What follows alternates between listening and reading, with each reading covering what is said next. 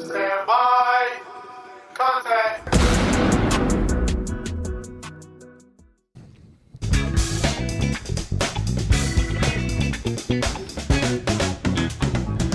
Good morning, good afternoon, good evening, ladies and gentlemen. This is Pit Talk, pulling pits and opinions with your host, Gunny G, where service members help service members, period. Follow, like, subscribe everywhere you get your podcasts and on most social media platforms. Let us know how we're doing. Any criticism is good criticism. Let's get into it. We got a special guest. But before we get into before we introduce our special guest today, I just want to thank the followers and the donators to the cause. I appreciate it. It's very much welcomed, obviously. So thank you very much. Continue to follow, continue to share, continue to like.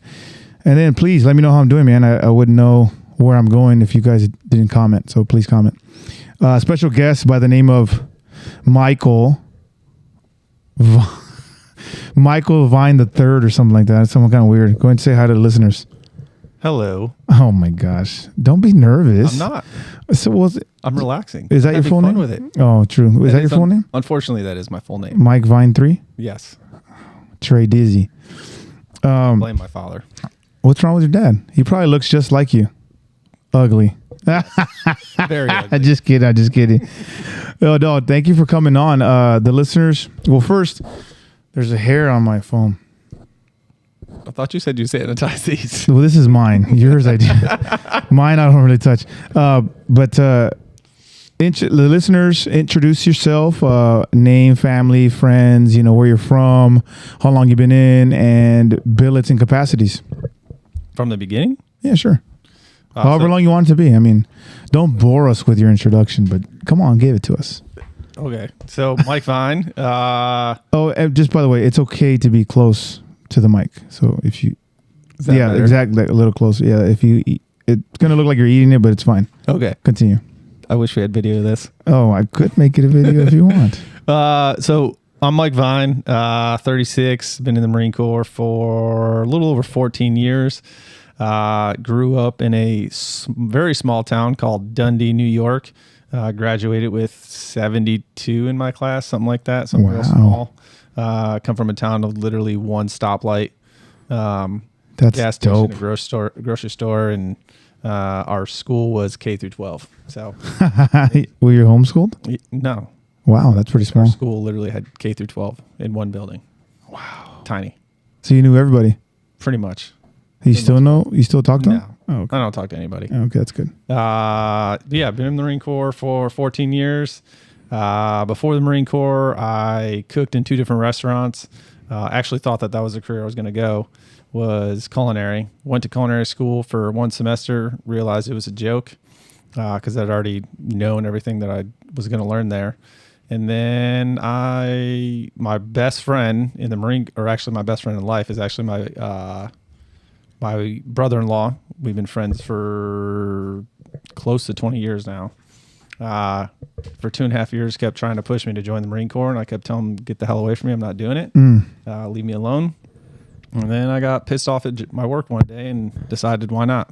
Take me to a recruiter. So history since. Been doing it a long time now, it feels like. What's your MOS? I'm an 0369 Infantry Platoon Sergeant. Oh, my Infantry God. Unit Leader. Infantry Unit Leader. Nice.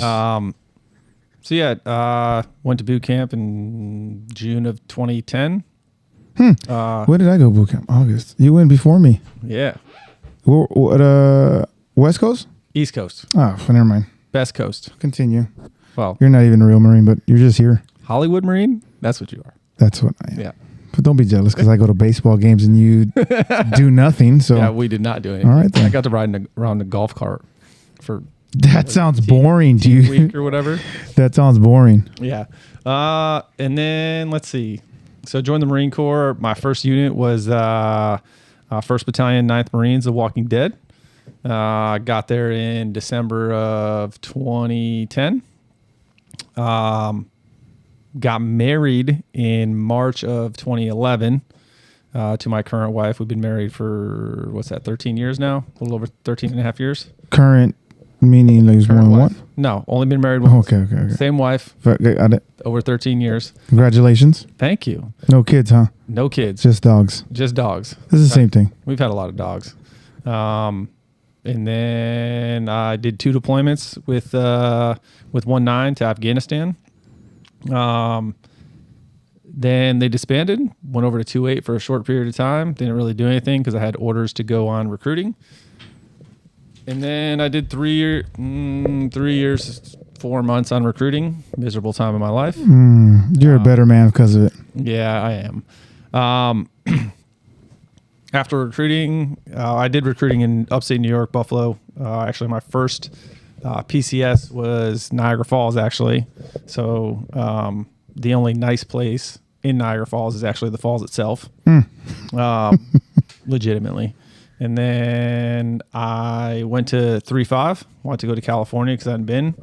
I went to 3-5, did 1 deployment with 3-5, and then got orders here to Washington, to security forces. And then I'm actually being a nice guy, and you caught me on my last day. I got to get you on your last Just day. wanted to wait till the end to ask. Yeah, so it's fresh. It's fresh in the dome piece. You know what I mean? All everything you got to say is going to come out. It's going to vomit. Got me on my last day to go ahead and join you on your podcast here.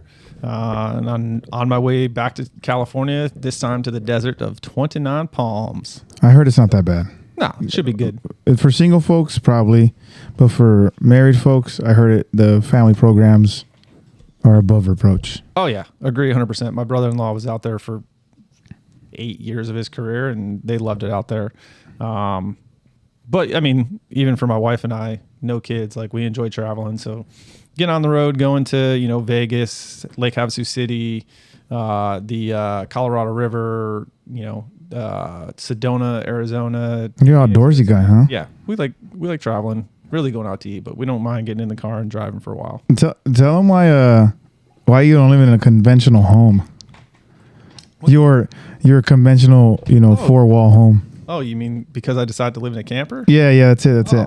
I mean, are you just trying to be off the grid or something, or what? No. We, we were looking at buying a house when we came up to Washington. It was at the end of the COVID nonsense, and the prices for homes were ridiculous. It was $350,000 for a 900 square foot shack, basically. That's whack. But that's why I see a lot of RVs here. That's probably because of COVID, huh? Probably. Because it got expensive. A lot of people bought campers during COVID because that was the only way they were able to travel. Hotels were shutting down. Oh, yeah, that's a good point. Restaurants shutting down, but they could still go camp because they were in their own personal space. So, I like that. Yeah. That's smart. Yeah. I didn't even realize that. Yeah, which is also why my camper is now worth like $20,000 less than what I owe on it, which is crazy. But yeah, the housing market was trash. Renting was the same thing. Base housing, we were going to get base housing, but we put our application in for base housing like 9 months out because I had orders almost a year out. And then, we called about a month out, and they said they were like, we were number 69, 70 or something like that on the list still. And so we're like, well, that's not going to work. We're going to be there in a month. And so my wife's like, let's go buy a camper. So we went and bought a camper. It was her idea. It was her. We've talked about it before, but that was the first time she took it serious. So then we went she went and looked at a bunch of campers because I was actually in Virginia at school for 2 months. She found a camper, came back, said yes. We bought the camper, bought a truck, and then we've lived in the camper since October of 2021. That's crazy. Yeah. And you're going to continue to do that? No. We got base housing. The wife is. Okay. But 29 Palms would be. Is it a camping lifestyle over there? I think it's just desert. Well, it's desert. I mean, they have a nice campground that you could live in, but the ACs, I'd have to put another AC in plus have a third one because of the heat. Yeah. And then if you don't have it, probably mold, right? Yeah. Well, mold up here more. They're down there. No, not so. Oh, because it's heat. Yeah, that makes sense. It's too hot. But the wife's ready to have all of her crap back, stuff, things, belongings. Yeah, you had them in storage for a while, huh? We had them in storage, so she's ready to have all of her stuff back. Back up to what they call nowadays a trad wife, where they were 4 walls and God. I just heard on the news the other day, BIPOC. Do you know what a BIPOC is? No, what the hell's a BIPOC? I have no. It stands for Black Indigenous People of Color. They made a term for them. I would be offended. Yeah. Hey, you're a BIPOC. I'm like, no, I'm just an American. Yeah. That'd be weird. But anyways, then they did trad wife. They're trying to diss the trad wives. You know what trad wife is? Not a clue. Traditional wife. Traditional wife. That stays home and cooks and cleans and quote unquote takes care of the family while you're at work. No, my wife is not a traditional wife. She lives in an RV with 2 dogs. One dog. Well, 1 dog. One dog. We had 2 dogs, but lives in an RV. She works. Yeah. She cleans. She does not cook. She You wants cook. to learn. Yeah, I cook. I'm just a better cook. So, That makes sense. cooking for 4 years. Obviously. Marine Corps. Obviously. Yeah. That makes sense. But, I appreciate you coming on. And I wanted to get your insight on, and service members want to learn about culture and identity. And you'd a prime suspect or candidate for on the way out in terms of who you've served under at your, this previous command and the new command that you're going to, and compare and contrast and what's going on. I got to ask, how many, since you've been here, how many COs have you been through? Sergeant majors, you've been through command master chiefs? Because again, it's a unique unit here where you serve at. It's Navy too as well, right? Mm-hmm. You got to. So 2 of each. 2 of each. Okay, perfect. And you can tell the vast differences of both. I would say, different times of their career. So definitely. Oh, okay. That makes sense. Cause, the previous one was getting out. Yeah. So, the previous, actually the big 4 previously were all retiring. That makes sense. So, they were at the end of their careers, still did good things. But towards the end, when they started doing changeover, it's just new people, new place. Yeah. Different flavor of the day, right? That makes sense. In terms of culture and identity, I got to ask, and service members want to know, it's from their standpoint, what they see. How is culture and identity influenced by the senior staff NCO such as yourself? I think if it's done right, I think we as senior staff NCOs can definitely affect the culture and image of a unit, and I think it comes down to the involvement, the actually having an open door policy, that everybody says they have, but in reality, a lot of people don't, because people walk in your office and you're like, just get out. I don't have time. Go see, your sergeant or somebody before you come talk to me, And I am a firm believer of the open door policy.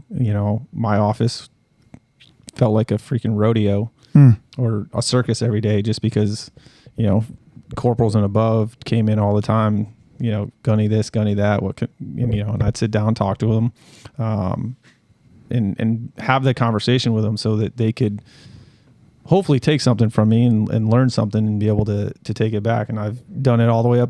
I had conversations just yesterday with some of the sergeants about, some, infantry tactics and core competencies that they needed to refocus on, because we are not good at them. But I think that if the staff NCO is involved with the Marines, not just the sergeants and the NCOs, and they talk to all the Marines and actually care about them, it changes the game. Changes the game 100%. Can you let them know? What's a personal example or a story that you could? I know it sounds like overall it's the open door policy for you was the thing that made it go around, but give me a small tidbit, or give them a small tidbit of this is why this works. I think it works. Most recent example, talking with one of the staff NCOs, relatively junior staff NCO, after doing an annual rifle qualification, told him some of the things that we're terrible at. The following week, he was out in the training, just doing some white space training, and he went back to the basics. Went and got some performance evaluation checklists for how to do immediate remedial action and things of that nature. And that's what he did all day long for 5 days of the week. Wow. To reevaluate his Marines so that they can be doing the right things. That's good. And then going back to when I was in 3-5, when I was a platoon sergeant, I started off with, actually I was a platoon commander, had a corporal as my platoon sergeant, Very young platoon. Like I had a couple NCOs, one or two brand newly promoted NCOs, and it started rough. Yeah. Like real rough. I remember being on range 800 and my company commander coming up and, dude's been doing rehearsals all day long, all day, 2 days prior. They were looking good. We get on the range to do a drive run to the range, and they lost their damn minds. And the CO was so pissed, and he just started screaming at them. He's like, "You guys don't even deserve the right to be on the fucking range without ammo." And I was just like embarrassed. But I didn't continue my ways. I just told my squad leaders, like, "Hey, I'm just going to be more involved." So I just, wasn't over involved, but I talked to all the Marines, as a squad, as a team, went out and we redid did some more rehearsals, give them some different focus points. And then, the switch turned on when we actually went live. We went live. I was the platoon commander. I'm the one who made a couple mistakes, which is fine. Mistakes are good. You learn from mistakes. But at the end of the day, just through my involvement and continuing to build the culture for those guys, we actually went out there and had a very successful run on that range. And it was good because afterwards I looked at them all. I was like, why couldn't you guys just do that when we did our dry run too? Like, why'd you wait to turn the light on? Why didn't you? It was like, you always told us game time, perform at game time. I was like, no, I told you to perform all the time. All the time's game time. So, well, it gets taxing if we practice how we play all the time. It does, but it's rewarding if you do it right every time, all the time. You're motivating me. I got to ask. You got deployments on your belt, and we're not in a combat, we're not in a war zone per se as America, as a conventional force, right? We're not there yet. I got my speculations. We'll talk about that later. But Marines and service members alike across the branches are not deploying. Some are stationed in Spain. I don't think that's a deployment. It's just kind of a vacation, to be honest. Air Force, no jabs being thrown. But service members are not deploying. They're not seeing combat. They're not seeing those stressors. And you're saying every time, and it's rewarding, but they don't see the fruits of their labor. They just see, we did great in this training event. And I know that for us, it's like, okay, I know the bigger picture. Mm-hmm. We're a war fighting organization. Everything we do is for the war fighter. Everything we do is for, real life scenarios. That's how we practice. But let's bring it back. Like, they really don't think we're going to go to war anytime soon. So how do we buy them in? That's the hard part is like, I've seen it several times, even just being here, like, talking about training, preparing for training, doing training, whatever it is.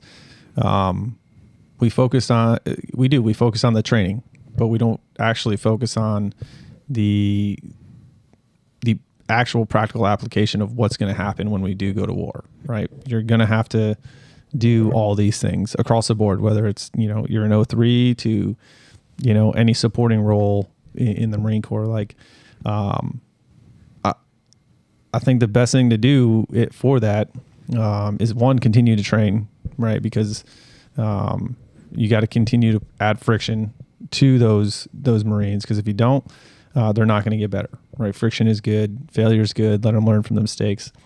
And then I think another thing to add to them, is like doing more case studies. When I went to, I recently just did a course, and that's pretty much all we did. We did case studies. We did case study upon case study with the practical application of the planning portion, because that's, at my level now, that's what I'm going to do more is more of the planning than the execution, right? More junior Marines are going to do that, but you just have to continue to teach them history, make sure they understand history, make sure they understand, the consequences. And then you have to make the training as realistic as possible to a realistic scenario, situation that could 100% happen, today, tomorrow, 5 years from now. You just don't know. Because that's the best way to prepare them, really, my opinion. Yeah. Practice how you play. I agree. I'm a proponent of practice how you play. And for everything you do, just do it 100%. Because it just, at the end of the day, you're right. It is more rewarding. And why not? when they see you setting the example, not only while you wear the uniform, but off, when you're on liberty. Yeah. It's just kind of full circle. Everything you do, if you do 100%, it just makes sense. I don't know why you want to half-ass a marriage. Facts.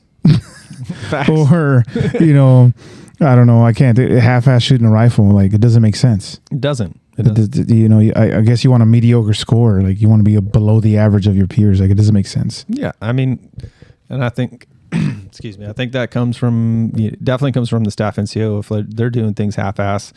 So are the Marines, but I think it also comes with their upbringing. Where do they come from? What are they used to? Recruiting stuff. No, what have they seen? It's true, and that's with anything. Because I try to teach the Marines too that everything we do in the Marine Corps 100% applies to when we get out of this organization, whether it's 4 years, 8 years, 20 years, 30 years. Like, the shit still applies, right? Like, how hard do you want to work? Where do you want to go? What do you want to do? I was actually just talking with a good buddy of mine the other day.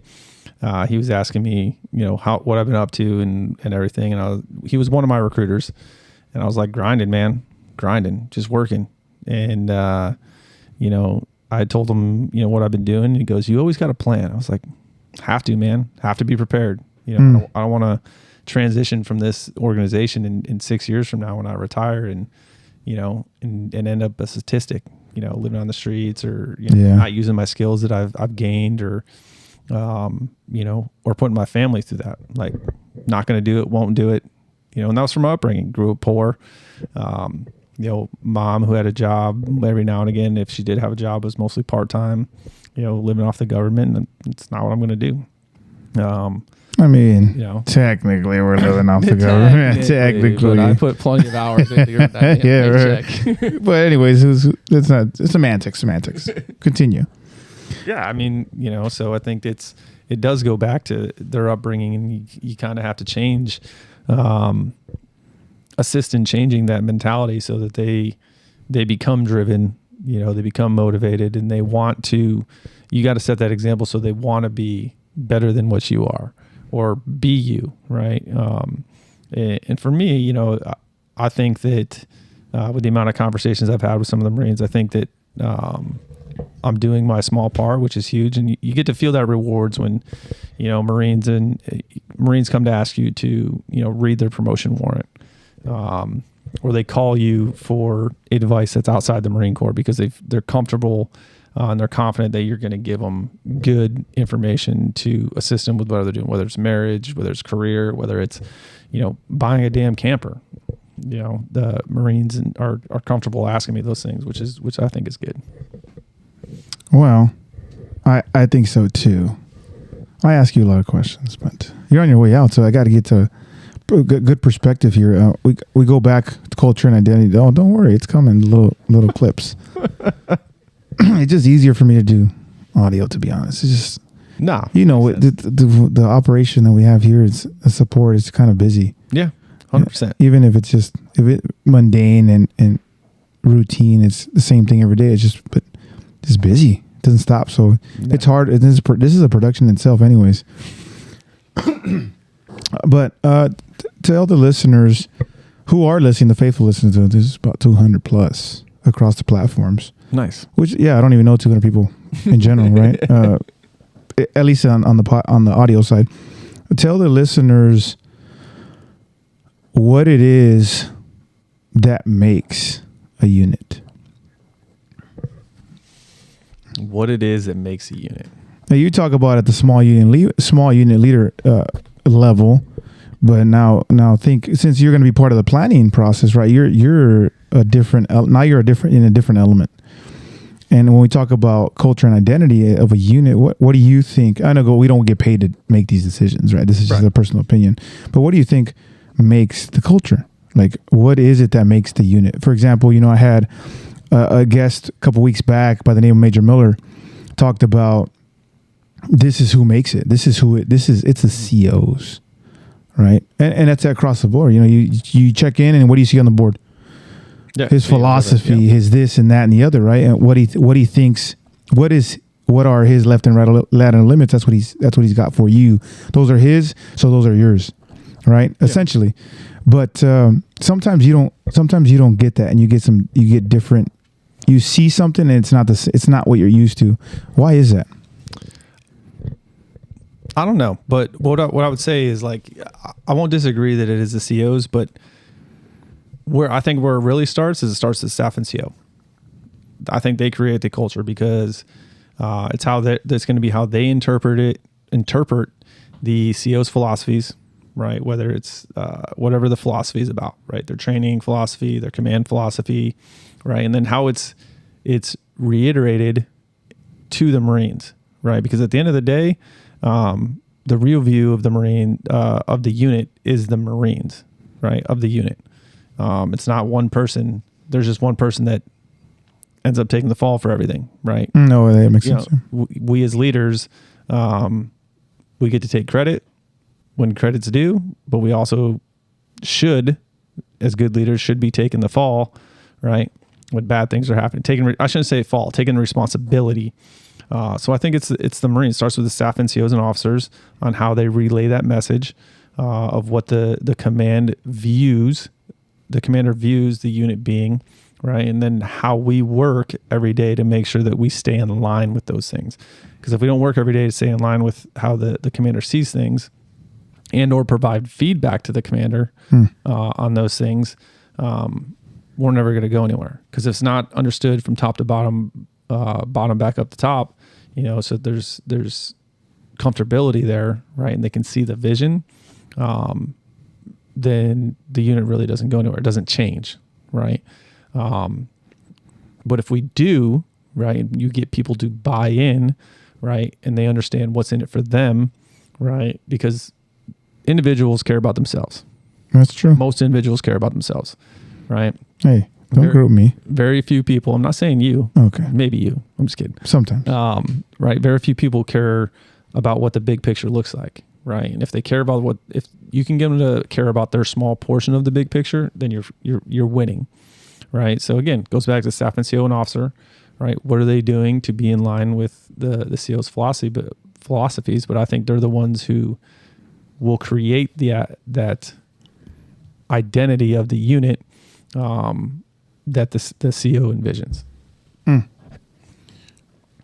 Well, that was a long-winded answer. I'm a long-winded guy.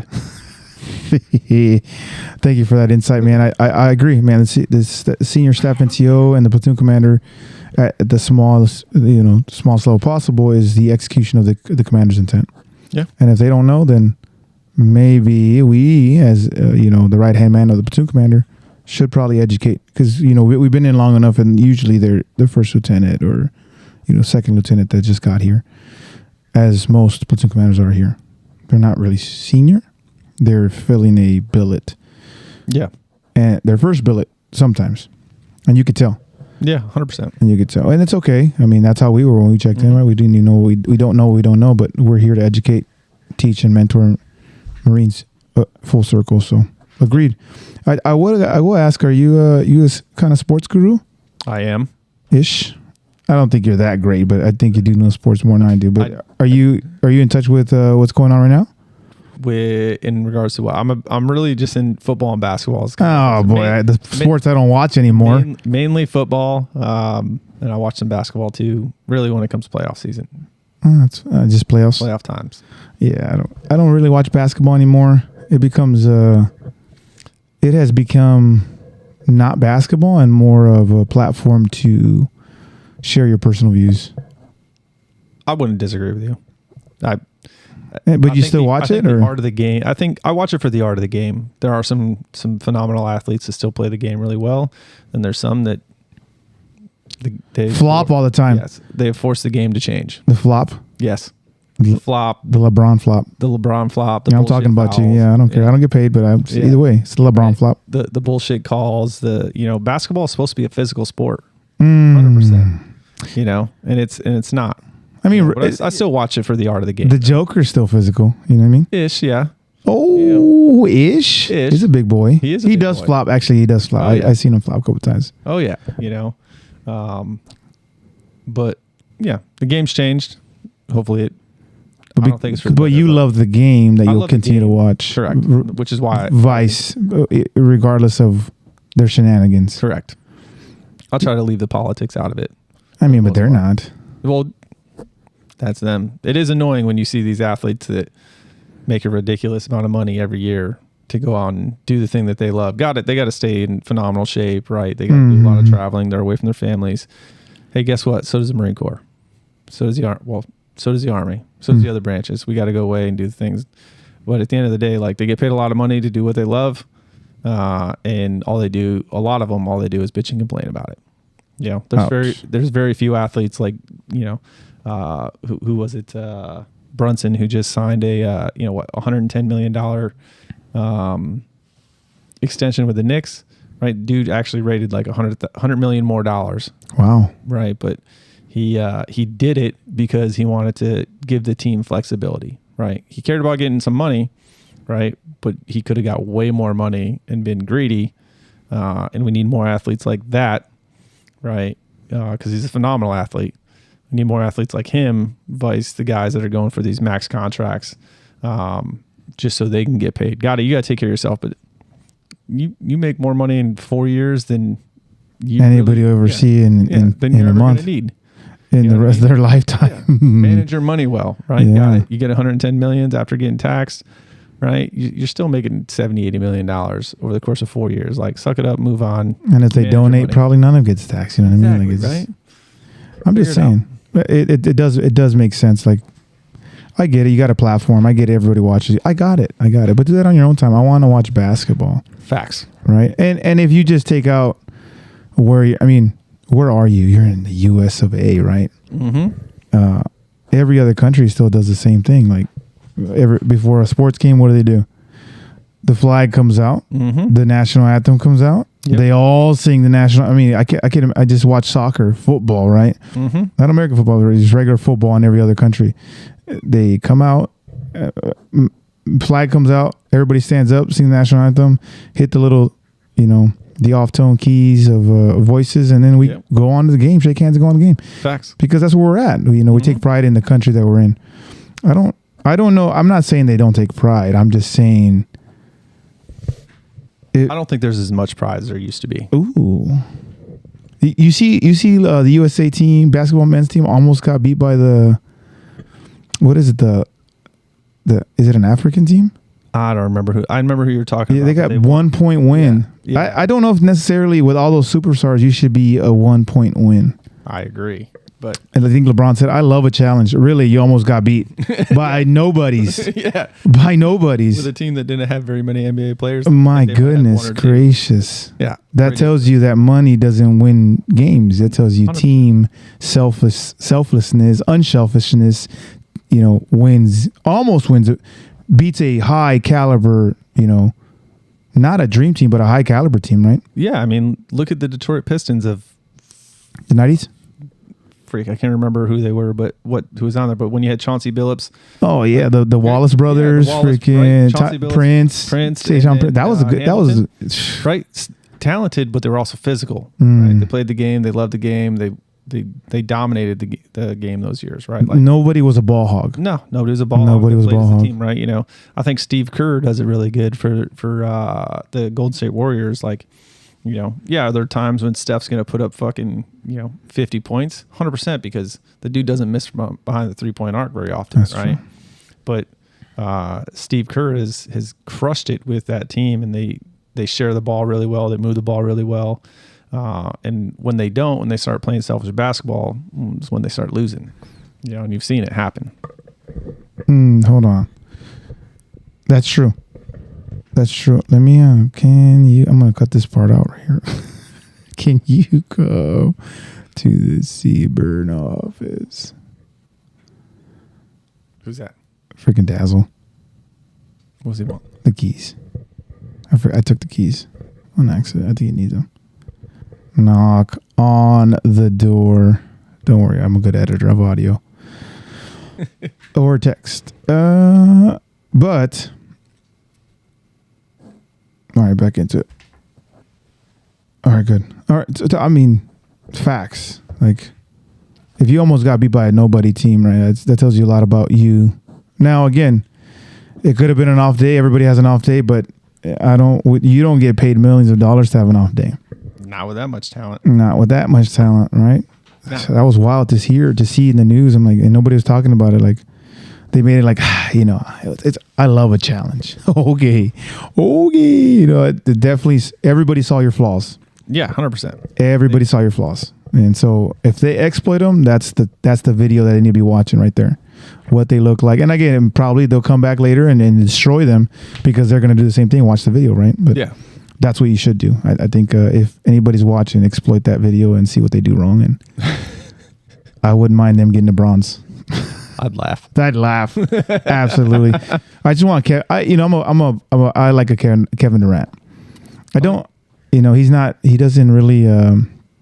Even though he kind of just plays the game the way everybody else plays, he's kind of just in the flow of the game, right? Does what everybody else does, but he's not a ripple in the water type of guy, so to speak. Yeah, he doesn't seem like it. No. So I do respect that. Hopefully he gets a medal out of this, at least a bronze. Yeah, we'll see. Not gold, because I don't think they deserve a gold. Yeah, Steph and LeBron.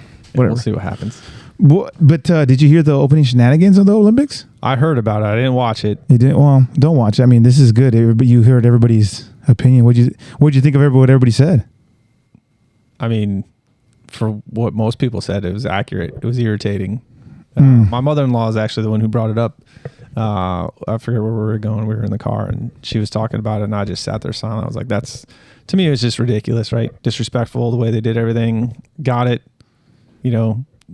Do what you want to do, but time and place for everything, and that probably wasn't the right place for some of the things that they did. Yeah, it was like 6. I mean, there's like what, 6 billion Christians in the world. Yeah, ridiculous. That's if you didn't offend anybody, true. I mean, you didn't offend me. I just feel sorry for you. Yeah, right. Because you're just basically you reap what you sow, man. It's gonna come back to bite you in the butt, and that's how it goes. Well, I mean, I think it was you and I talking about it, or no, maybe it might have been my mother-in-law, but.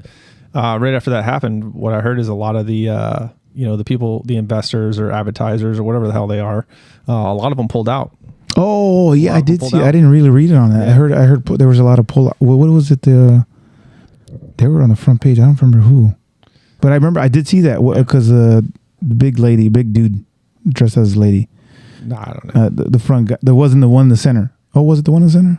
I don't know who it was, but she was a face of this whole thing. He was a face of this whole thing, and he had a contract, and they pulled that. It was like $1 million plus contract. Yeah, they pulled lots of contracts, and man, that's wild. A lot of people that were supporting the Olympics that putting a lot of money into it pulled out, done with it, don't want to do it anymore. And that's crazy because this happens every 2 years. Winter, summer, winter, summer, winter, yeah. summer. So hopefully this doesn't continue. Hopefully the shenanigans. It's shenanigans. Yeah, 100%. Come on, stop with the shenanigans. Somebody approved this. And they thought it was going to be okay. Like they thought there was going to be no backlash. Nobody was going to say anything. And then if you did hear the guy that had the Olympics, he put out a apology. He says, "I am sorry that I offended you." Yeah. Well, okay, very sincere. You should have thought about that before. Yeah, beforehand, right? I mean? Like, it doesn't really mean anything now that the apology doesn't mean that you the one to sign off on it. You know what I mean? Yeah. Like you sign off on all things. Yeah, exactly. I mean, I would hope that you know all things that are going on in your event. At least have an idea of something. Agreed. To be able to say no. Bad. Yeah, that's not a good idea. But I get it. It was a kids' event. The biggest thing is the kids' event, and there was things hanging out that shouldn't have been hanging out, and I don't know if that's appropriate for an 8-year-old to see that supporting their country. You know what I mean? Like, no, not, and especially not for worldwide television to see that for everybody that's watching it. Well, here it is.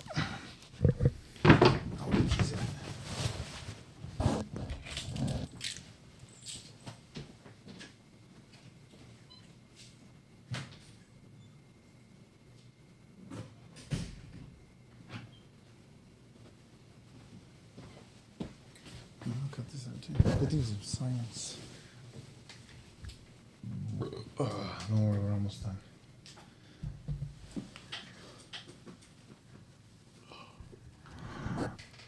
Oh boy, the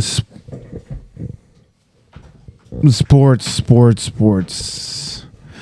Something happens, something triggers something, and everybody should be taking a knee. Everybody should be wearing a shirt. Everybody should be doing that. Everybody should be just go back before COVID. Because that's what COVID did, is amplified all these, I consider them liberal views, right? Because they're liberal. They're liberal in terms of, you allow more things. You think that things are okay, which is fine. Hit it.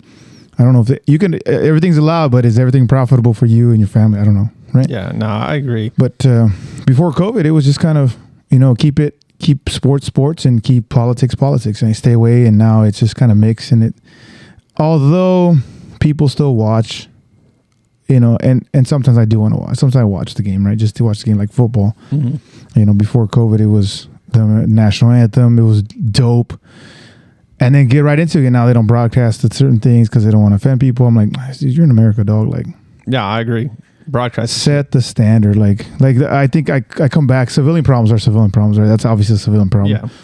And I pity them because you got an organization like all the services, and we're a team.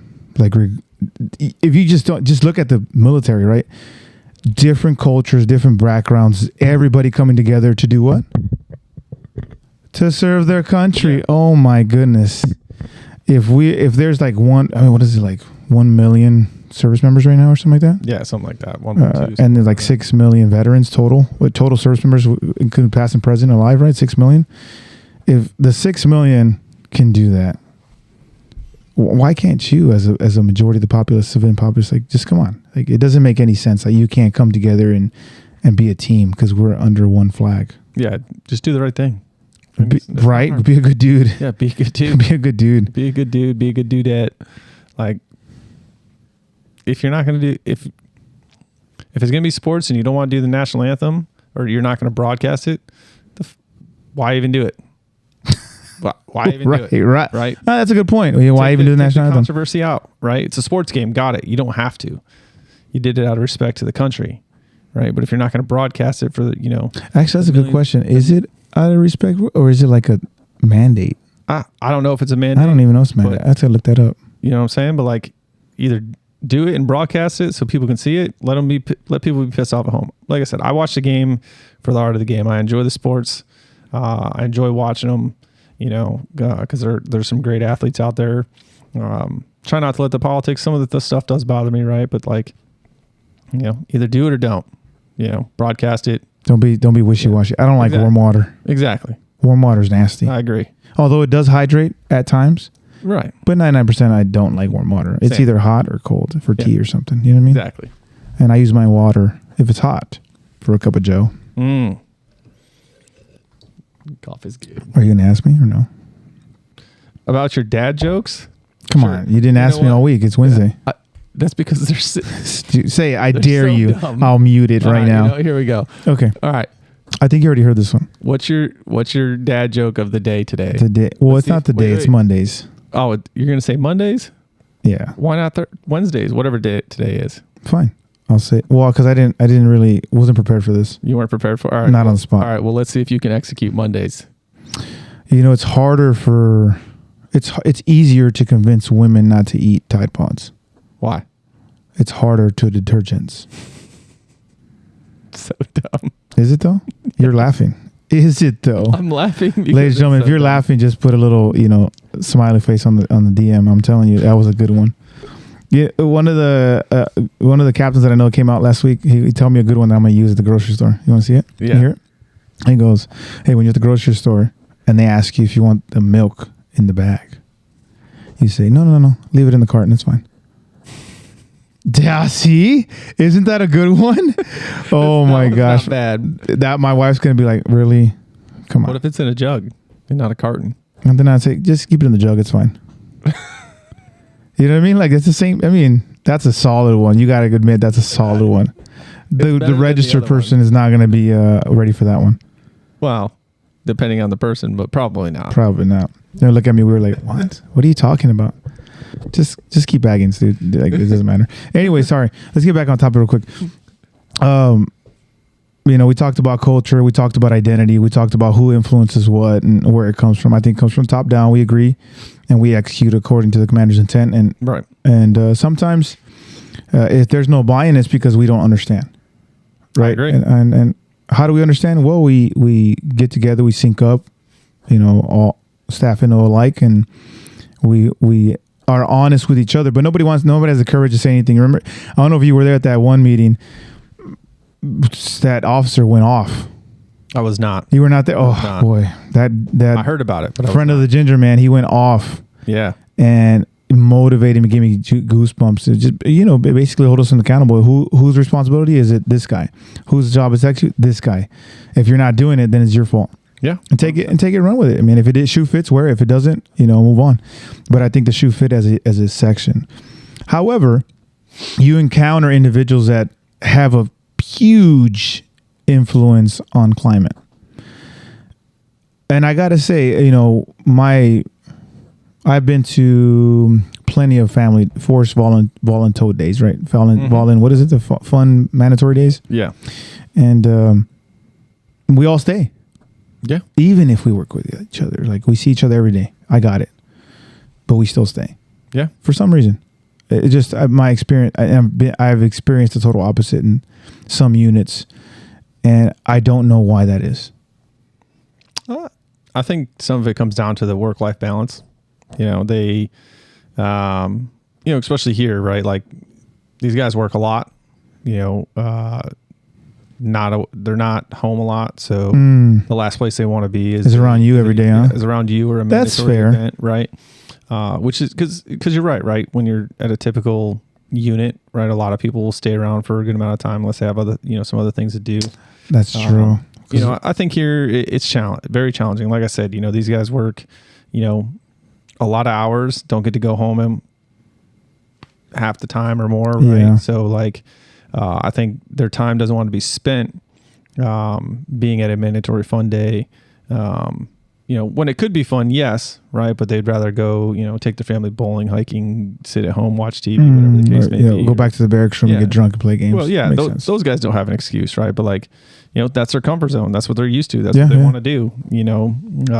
Got to learn to break that cycle. Got to learn for them to break the cycle of there's things to do, get out and do things. And the hard part is that COVID didn't help that because people were stuck staying home. Then so they got just so used to it, huh? Yeah, they're just used to staying home, playing video games and yelling at the TV, yelling in their mics and moving on with life. Sounds like what we're doing right now. Yeah, kind of what we're doing right now. But this is productive. They're just exercising their thumbs and drinking 17 Red Bulls while they're trying to stay awake until 05 in the morning and then sleeping all day. So that makes sense, man. I tell you what, I enjoy chopping it up with you. I mean, it's unfortunate that I got the back end of your tour. And you're on your way out. I had to stop myself for a second. On your way out, so there's not. We should have synced up more. Unfortunately, but it is what it is. That's the organization we live in, and obviously, I want to have you in my Rolodex, and so I do appreciate the conversation. But we got to get back to the community, past or present, and I got to ask you, man. I know you've been through adversity. You've been through resilience. You've been to a couple of deployments. Service members have not, but yet we struggle right now with mental health more than we did in wars combined. Yeah. Which boggles my mind. And I get it. COVID amplified some things. I understand. I get it. There's some dynamics that we're not in control of, but we're in control of ourselves. 100%. We're in control of what we do, what we say, how we respond, and how we react. We are in control of those things, and what goes in our mind, what we see, what we hear, what we say, those are all controllables. And unfortunately, we're not controlling those. And we suffer with mental health. We suffer with suicide. What is it, 22 to 44 a day now? Mm-hmm. It was just the 22. That was kind of the thing, hashtag 22. Now it's 22 to 44. It's not a number no more. It's just kind of now a statistic at this point. What do we do? We're just throwing money at it. Money doesn't work. Give some insight for service members, past or present, current dealing with, was dealing with it, who are dealing with it now, dealing with struggling with mental health and contemplating suicide. What are you doing now that helps you mentally? That. So I think there's two things. So first thing I'm gonna hit on is first. I lost my mother to suicide, so I have a little bit of a different view. But I think the best thing, honestly, to do is whether that person knows what you're talking about or not, is get the fucking feelings out. Talk to somebody, right? Like, people don't realize how much talking actually can help. Problem is like as society, like we'll tell somebody we have a problem, but we won't actually give them what we feel the source of the problem is, right? Like I could tell you that, I have anxiety, or like I don't like doing this or that, but I don't give you anything to pinpoint it so that you can give me some feedback on maybe something you've done, right? So I think talking to people is the number one key to assist in this, right? And don't be afraid to talk to somebody, because especially as men, right? Like we're always taught, and to hold our feelings in, suck it the fuck up, move on. But if we actually do that and we talk, we're putting ourselves in a worse position rather than, just going out and having a candid conversation with somebody saying, hey, I need help. This is what I'm doing. This is what's going on. Right. And they actually give you feedback and talk to you about it. I think it's powerful. Right. But a lot of people just don't do that. That's the number one thing. Number two thing is I truly believe in this, because I've been feeling it myself, is what you put in your body. Right. Like fries? Yeah. Like fries. Bad. Right. McDonald's fries? Yes. Tastes delicious, terrible for you, right? So like, I truly think that when you're putting shit into your body, right, the energy drinks, all the fucking processed food, all that nonsense, if you are actually to eat a healthy whole foods diet, right, and not put all the crap in your body, it's going to help you both mentally and physically, right? And I say that from personal experience, because when I'm doing the right things, I feel 10 times better, right? Like my stress levels stay low no matter what comes out my way. So like I don't feel like, I'm overwhelmed or any of that other stuff, right? Like you get better sleep, right? You have more energy, you have mental clarity. You just overall feel better. Yeah. Right. So I think that's the second thing. It's just, actually watch what you eat, right? Like I'm not saying you have to, stop everything at once, right? Eliminate things, cut things out. For me, I'm a huge proponent of carnivore. And I've watched what it has done for my wife, because she's had anxiety her whole life and she's pretty much got rid of it. It's pretty much gone now that she doesn't put crap into her body, because it affects the way neurons, right, function in your brain, right, that send signals to your body, to this limb, that limb, whatever. So, she's been doing it for 2 years, and, she has had 0 anxiety attacks. Before it was like a weekly occurrence. Wow.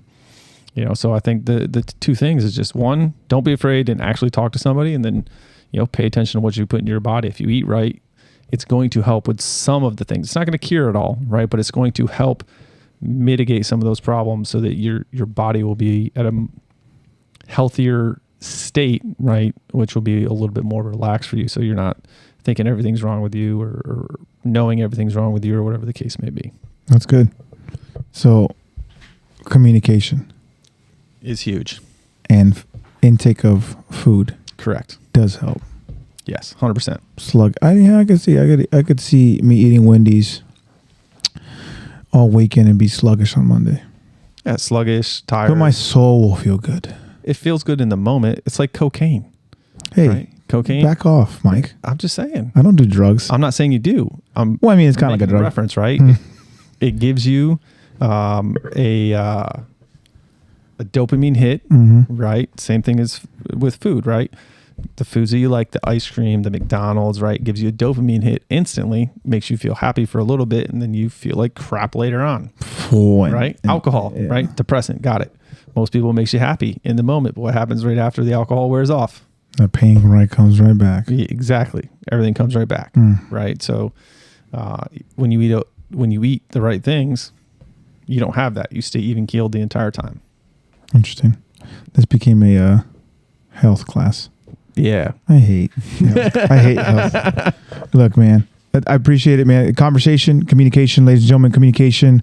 Talk to somebody. You have to, COVID really exacerbated the communication. It hindered, that communication piece, because everybody stayed inside. Yeah, stayed and so inside. now everybody is now coming out. We still got the weirdos with masks. I mean, hey, they're not weirdos. They're just weirdos in my opinion, but you can wear a mask all day. It doesn't matter to me. As long as you're not sick. If you're sick when wearing a mask, just get away. Why'd you just stay home? It doesn't make sense. The image, the perception is you're sick and you're wearing a mask. But anyways, you got the idea of staying inside and then coming out, and now we're awkward again. Yeah. And we're kind of in that awkward phase, I think. So communication is very important. If you're not used to it, get used to it. Make yourself uncomfortable, because adversity introduces a man to himself. And that is adversity. Currently, that is adversity in service with service members, past or present. That's adversity. And nobody's talking about it, right? We're not talking about it as men and women in service. We got to talk about it. It's not frowned upon anymore. No. It's not a shameful thing anymore. So go get help. Yeah. I mean, I go get help. I see 2 people every other week, once bi-weekly, right? Make it a habit, because I'm not perfect. My wife would be the first one to tell you I'm not perfect, and I still struggle with communication this day. Married 14 years, still struggle with communication. Still struggle with getting my feelings out and my emotions out, and being emotionally available for my kids is very hard at this point in my career. So I'm getting used to it. It's going to be a grind for sure, uphill battle every single day. But every day you got to get better. Yeah. You can't stay the same, man, because now you're moving backwards. Facts. So 100%. Ladies and gentlemen, it's Pit Talk, pulling pits and opinions with your host Gunny G and his special guest Mike Vine III. Looks like his dad, but his dad's probably better looking. Follow, like, subscribe everywhere you get your podcast on all social media platforms. Everybody has a story. Every service member, past or present, no matter how big or small they are, everybody has a story. I just want to tell it. Follow on all podcasts, all social media platforms, most social media platforms. Let us know how we're doing. Any criticism is good criticism, man. Ladies and gentlemen, we out. Mike? See ya. Wouldn't want to be. Stand by, contact. Ceasefire. Stand by, contact. Ceasefire. Pit Talk is a podcast featuring active service members who discuss their thoughts and opinions on various issues surrounding military life, current events, and history. The statements heard here are the opinions of its members and guests. These do not necessarily reflect the views of the Department of Defense and are not endorsed or sponsored in any way. Listener, viewer discretion advised.